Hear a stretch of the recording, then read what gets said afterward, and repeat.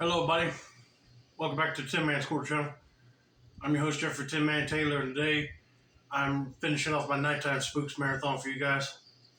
And this was titled Three Really Creepy True Craigslist Horror Stories. And this is volume 2.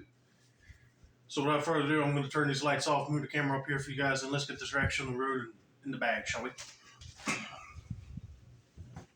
Okay, here we go.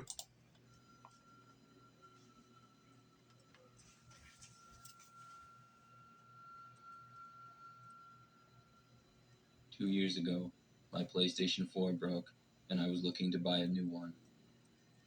Being a high school senior and not having much money, I looked on Craigslist to see if I could find a good deal. After a couple of days of looking, I saw a new listing for one, and it was a really good price. I didn't waste any time and texted asking if it was still available. The number texted back within 5 minutes, saying that it was. I asked if I could buy it later that day. They said yes, and they told me to come at 8 p.m. that night. Okay, that's a little fishy. You got a PlayStation 4 for a good price, and the seller is asking you to come at 8 o'clock at night. Very strange, if I do say so myself. I don't know why they couldn't meet somewhere when he got done with school, but I bet you it was probably a whole stinking trap just to lure somebody to them and take their money. I don't know, I'm just guessing right now. So let's just continue on with this story and see what happens next, shall we? I was excited to get the PlayStation, and at about 7:30, I left. It was only about 15 minutes away, and I arrived early. When I got to the house, it didn't look very nice. It was quite frankly gross looking. The grass in the front yard was way overgrown, and the driveway had cracks all over it. I could even see boards over one of the windows. I couldn't see inside of any other windows because there was large blankets or something covering them. The neighborhood itself was not the best, but it wasn't too bad and did have a few nice houses. Well, thank goodness, because if he described how this house he's going to looks, I would expect the whole neighborhood to be like that, abandoned looking. But nope, has to be one strange person that lives in a house with overgrown grass and don't care about house maintenance, it seems like. If the person comes out and meets you with the PlayStation, hand them the money and go. Don't wait for them to say, would you come in? Because then they'll trap you in the house. Probably. I waited in my car for a while, and finally I texted that I was there. They replied that the PlayStation was inside and I should come in. At this point, the sun was setting, and I didn't feel very comfortable going into that house alone. But being the 17-year-old boy that I was, I told myself not to be scared, and I got out of my car and walked to the house. As I walked up to the door, I saw out of the corner of my eye the blanket covering the windows move. I knew somebody had seen me, and I walked up to the step and knocked on the door. Nobody answered. Then I got a text saying to just come in. I slowly opened the door. As soon as I did, I could smell the strong, old, musty smell of the house. When I looked inside, all the lights were off. I didn't see anything. I was getting sketched out and thought about leaving. Just then, I saw a light turn on from the other end of the house. It wasn't that bright, but it lit up the place a little bit. I called out and said hello, but there was no response. I took a couple steps inside. When I did, I saw the house had no furniture in it at all.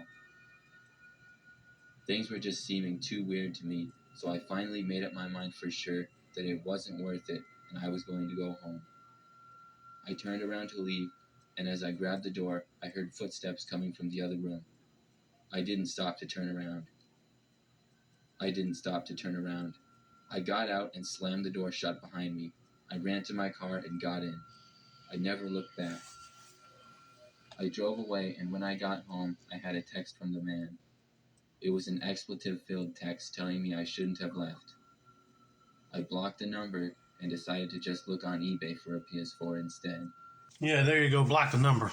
I still would have called the police to let them know what was going on. Because I still guarantee that he did not have no PlayStation. He was probably luring them in just to knock them out and kidnap them or take his money. And that house is probably not even his. He broke in it just to set up that whole sting. But yeah, trust your gut. If you feel like something is off, don't try to question everything. Just go before that person decides to run out after you. But I'm just glad that he learned his lesson from that and got out of there. So let's get to story number 2, shall we?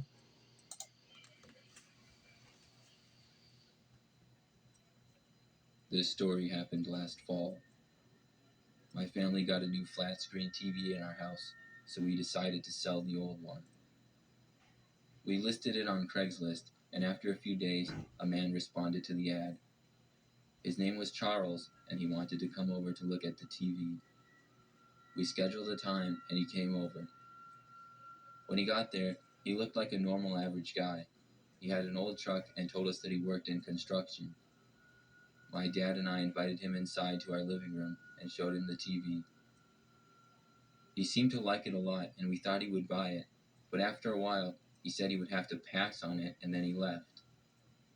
We were pretty disappointed that he didn't buy it, but we figured it would sell anyways.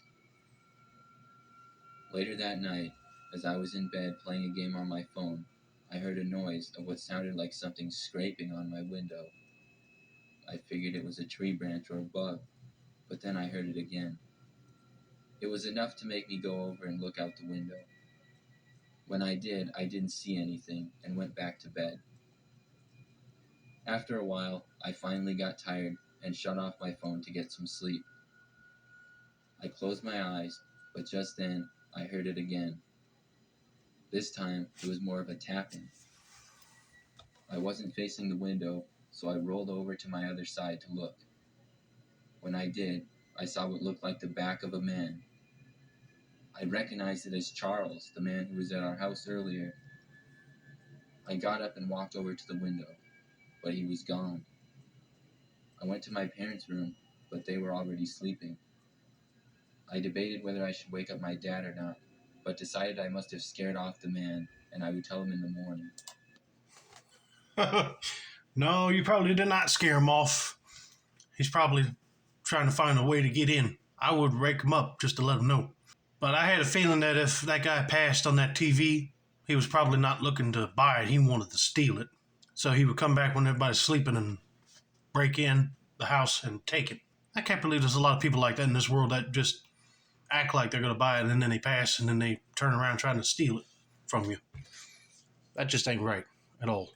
I went to all the doors in the house and made sure they were locked, and then went back to my bedroom to go to bed. It took me a long time to fall asleep, but eventually I was able to. I woke up in the middle of the night to a sound coming from my window again. I looked over to see the man about halfway through the window coming into my room. I screamed like a little girl at the top of my lungs. The man then backed out of the window and went back outside. My dad came into the room within a few minutes. He ran to the window, but the man had already run away again.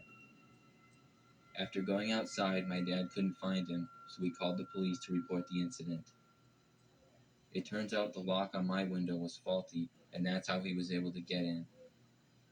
Thinking of it still gives me the creeps. Oh, great.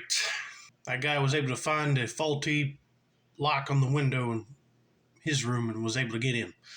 I thank God he backed off and didn't break inside the house. But yeah, call the cops or show them that guy's messages for responding to the TV ad on Craigslist and see if they could track him down. But I know he probably deleted all of his messages if he didn't want to be caught, that is. But they know it was him. Hopefully the police can arrest him for breaking and entering. If not, I'll be mad. But now they know about that lock, so they can go ahead and replace it on the window, just so that wouldn't happen again.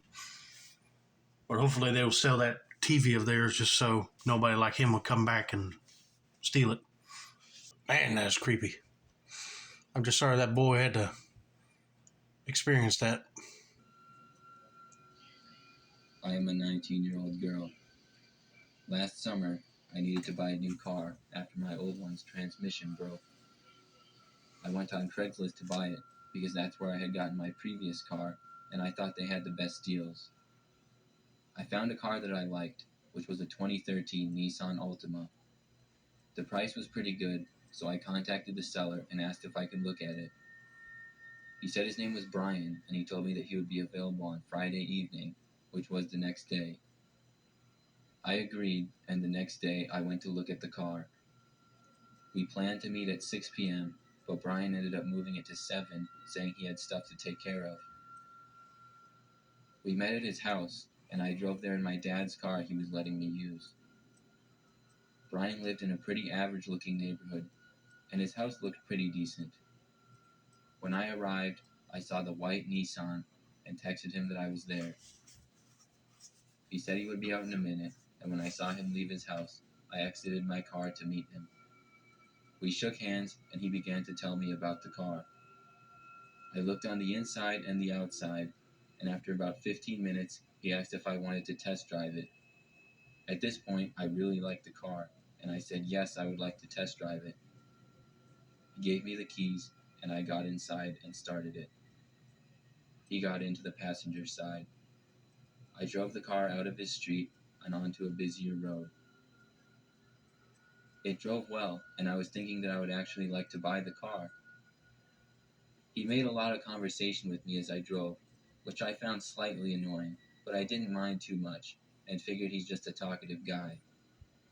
After about 10 minutes of driving, I told him I would head back now. He looked surprised and told me I should drive it around some more. I said all right, and I kept driving. He told me to take a left at one point, and I assumed he was leading me back to his house.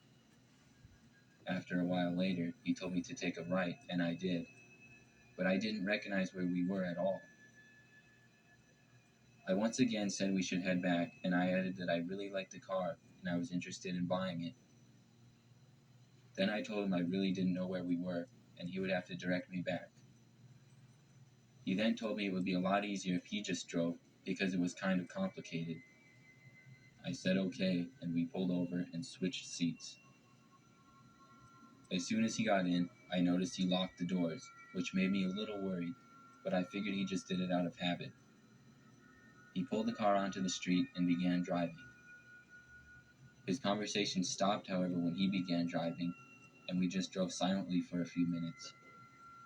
After about 10 minutes passed, I knew we should be getting close to his house, and I asked him if we were almost there. He didn't answer me. About another 10 minutes went by, and I started to get really concerned. I took out my phone to text my mom what was happening. As soon as I pulled out my phone, the man asked me what I was doing. Nothing, I said. He told me to put the phone away. I told him no and asked him where he was taking me. He responded by trying to take my phone from me. I tucked my knees to my chest and held my phone close to me. At that point, he pulled over and stopped the car. I reclined my seat back as far as it would go and moved away from him into the back. He looked at me and told me to give him my phone. He said he didn't want to hurt me and he wouldn't if I cooperated with him. We were parked on a fairly busy road, and to my surprise, after a couple minutes of arguing, I saw a truck pull over behind us.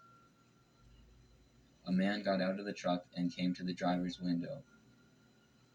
He was a pretty big-looking man who wore a sweatshirt, a hat, and jeans. Brian rolled down his window. The man asked if we were okay and if we needed a tow or anything. I knew I needed to get out of the car somehow, and this was my opportunity. Brian started to respond and say everything was fine, but I interrupted him and told him that no, our car was not working. I think the man could sense the panic on my face, and he asked Brian to get out of the car because he saw something wrong with the back exhaust. Brian hesitated, but got out. I didn't waste any time and unlocked the doors and ran out. I ran to the man's truck and stood by the passenger door. The man asked me what I was doing, and I asked him if he would give me a ride. I guess Brian realized he was no match for the larger man, because he then ran to his car and drove away. I called the police, and the man in the truck drove me back to my father's car at Brian's, where the police met us. Of course, Brian was gone, but we did get the license number as well as the Craigslist listing. Within a couple days, they were able to catch Brian. I ended up getting a new car several weeks later, but I don't look at them alone anymore. I was actually just about to say I do not trust buying vehicles on Craigslist at all, because you never know if you run into a situation like this where a guy gets you to test drive the car, but then all of a sudden gets you to get out and you sit in the passenger seat, and then he starts to drive. But then when he starts asking about your phone, I'll be like, well, why are you not even answering my questions?